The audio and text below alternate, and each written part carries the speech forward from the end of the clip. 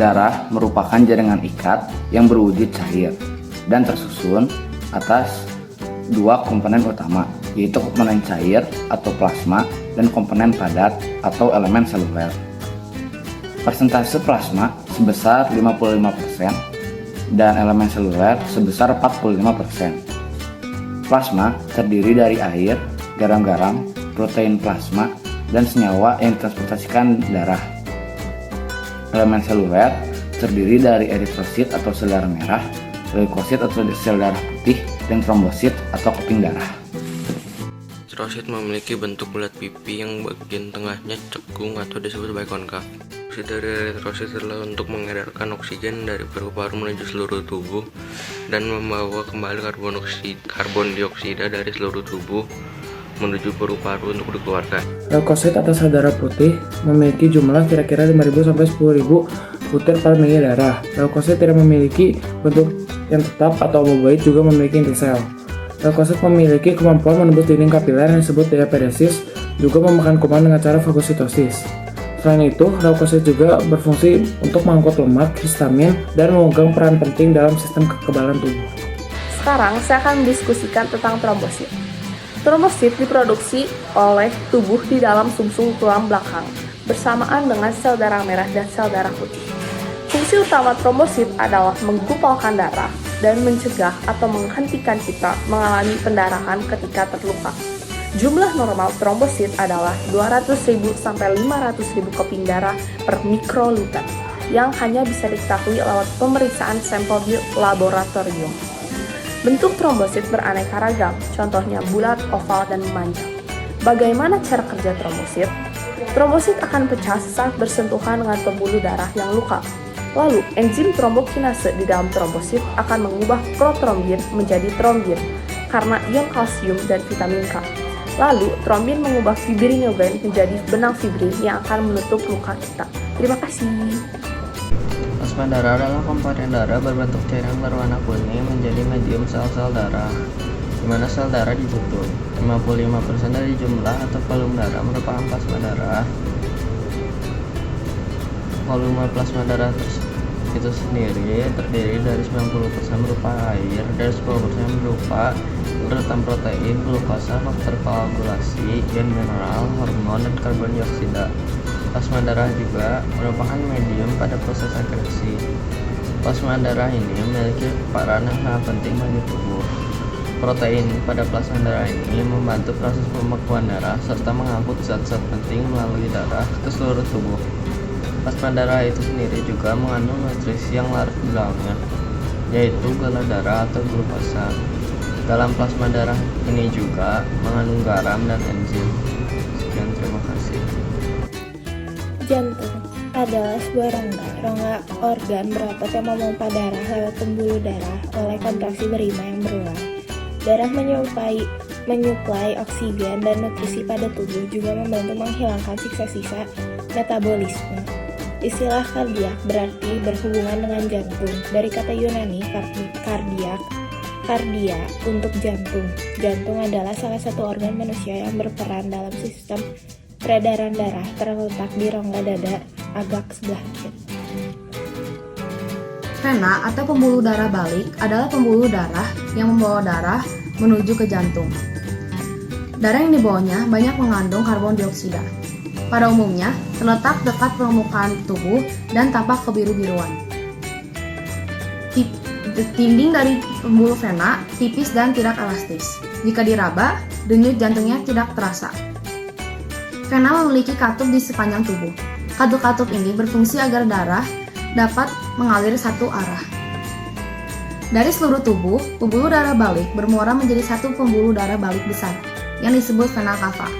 Vena cava superior berfungsi menerima aliran darah dari tubuh bagian atas, kepala, dan tangan. Sedangkan vena cava inferior bertugas menerima aliran darah dari tubuh bagian bawah. Pembuluh darah atau arteri adalah pembuluh darah berotot yang membawa darah dari jantung. Fungsi ini bertolak belakang dengan fungsi pembuluh balik yang membawa darah menuju jantung. Arteri adalah bagian dari sistem sirkulasi yang mengantarkan darah mengandung oksigen dari jantung ke seluruh tubuh.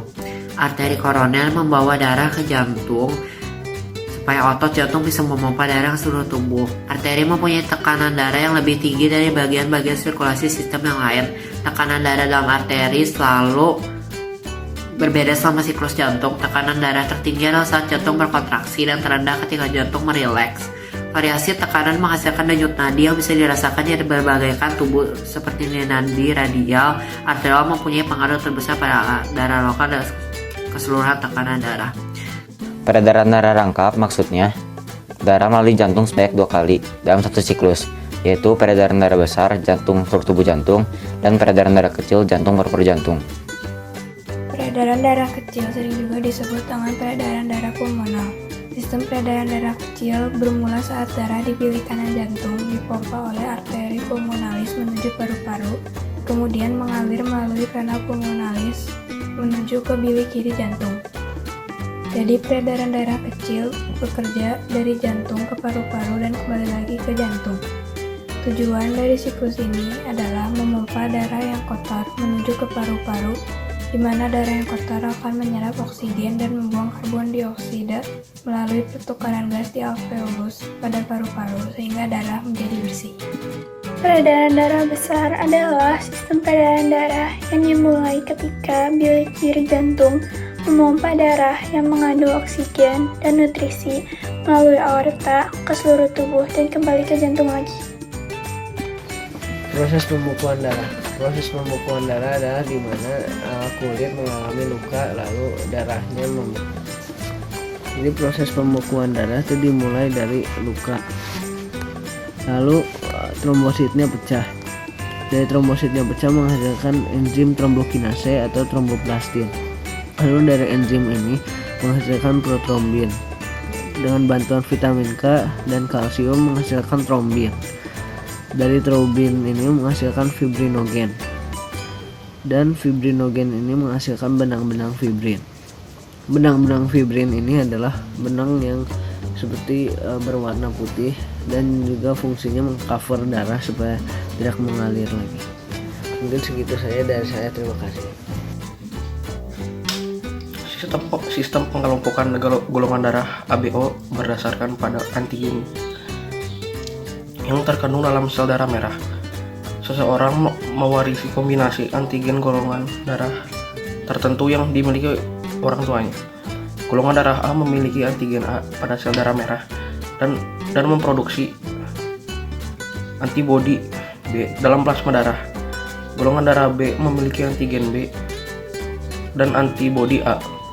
Golongan darah O tidak memiliki antigen tapi memproduksi antibodi A dan B.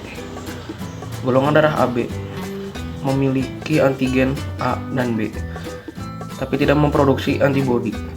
Jika menerima darah dari kelompok ABO yang tidak sesuai dengan antigennya, maka itu akan mengancam. Sistem golongan darah lainnya yang biasa digunakan adalah sistem Rhesus atau sistem RH. Pada sistem ini, kalau kamu memiliki antigen yang disebut antigen RHD pada permukaan sel darah merah, maka kamu memiliki Rhesus positif. Jika tidak, berarti kamu memiliki Rhesus negatif. Golongan darah A memiliki antigen A dan antibodi B, dan juga golongan darah A dapat mentransfer darah ke golongan darah A dan golongan darah B. Golongan darah B memiliki antigen B dengan antibodi A dalam plasmanya.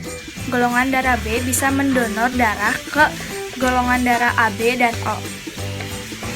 Dan golongan darah B sendiri juga bisa menerima darah dari golongan B dan O.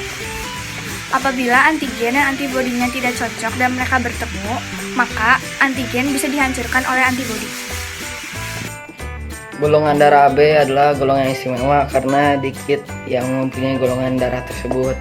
Golongan darah AB mempunyai agglutinogen A dan B dan agglutininnya tidak ada sehingga dia hanya bisa menerima dari golongan darah yang lain.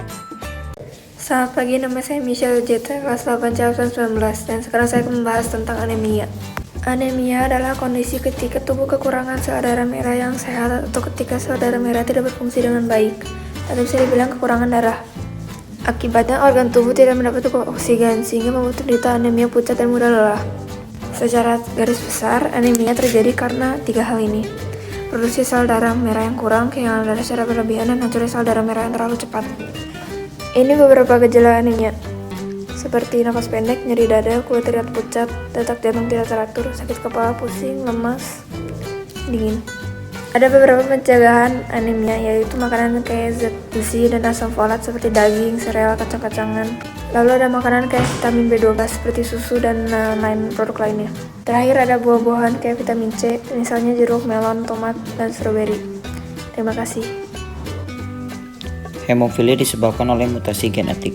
Mutasi genetik yang terjadi pada hemofilia menyebabkan darah kekurangan protein yang membentuk faktor pembekuan. Kekurangan faktor pembekuan ini akan menyebabkan darah sukar membeku. Hemofilia belum dapat disembuhkan, namun penderita hemofilia dapat hidup secara normal dengan mencegah terjadinya luka dan melakukan rutin kontrol ke dokter. Penyakit jantung koroner adalah kondisi ketika pembuluh darah jantung atau arteri koroner tersumbat oleh timbunan lemak. Bila lemak makin menumpuk, maka arteri akan makin menyempit dan membuat aliran darah ke jantung berkurang. Ada beberapa hal yang menyebabkan arteri menyempit, antara lain tinggi kolesterol. Hal ini menyebabkan arteri tersumbat seiring berjalannya waktu. Kedua, tingginya tekanan darah yang bisa merusak dinding arteri, dapat mempermudah lemak untuk menumpuk di arteri. Ketiga, merokok. Tembakau dapat merusak arteri. Hal ini dapat menyebabkan penumpukan lemak dalam arteri. Keempat, kerusakan pada lemak yang menumpuk di arteri dapat menyebabkan pembukaan darah. Hal ini bisa menyumbat arteri. Ketika arteri tersebut mengalir ke otak, maka dapat menyebabkan stroke. Jika mengalir ke jantung, maka dapat menyebabkan serangan jantung. Berkurangnya aliran darah ke jantung akan memicu gejala jantung koroner seperti angina dan sesak napas. Bila kondisi tersebut tidak segera ditangani, arteri akan tersumbat sepenuhnya dan memicu serangan jantung. Angina adalah gejala yang terjadi karena adanya penyakit jantung koroner. Stroke adalah kondisi di mana terdapat gangguan suplai darah pada otak kita sehingga menimbulkan kerusakan pada otak tersebut. Stroke adalah penyakit yang terkesan umum di beberapa kalangan tempat, namun harus dilakukan penanganan medis secara cepat jika terkena penyakit ini. Stroke dapat menimbulkan beberapa gejala. Gejala tersebut adalah lumpuh dan mati rasa di beberapa bagian tubuh kita. Stroke dapat diatasi dengan meminum obat pengencer darah. Dengan obat pengencer darah, hambatan-hambatan yang berada dalam pembuluh darah kita itu dapat tersingkirkan, sehingga kerusakan pada otak kita dapat diatasi. Leukemia merupakan salah satu penyakit kanker yang disebabkan oleh terlalu banyak sel darah putih yang tidak terkontrol dan progresif.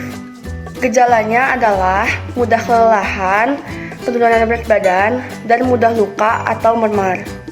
Leukemia dapat sembuh dengan kemoterapi yang kadang-kadang diikuti dengan radiasi dan transplantasi. Sekarang saya akan memberitahu kalian tentang organ-organ di sistem ekskresi. Ada 4 organ di sistem ekskresi. Ada ginjal, ada paru-paru, ada hati, dan juga ada kulit. Yang pertama ada ginjal. Ginjal berfungsi untuk menyaring darah yang mengandung zat sisa metabolisme dari sel di seluruh tubuh. Yang kedua ada paru-paru. Paru-paru berfungsi sebagai tempat pertukaran gas oksigen dan gas karbon dioksida. Yang ketiga ada hati. Hati berfungsi untuk menetralisir racun yang ada di tubuh kita. Yang terakhir ada kulit. Kulit berfungsi untuk melindungi jaringan di bawahnya dari kerusakan-kerusakan akibat gesekan, penyinaran, zat kimia berbahaya, dan kuman. Sekian dari saya, terima kasih.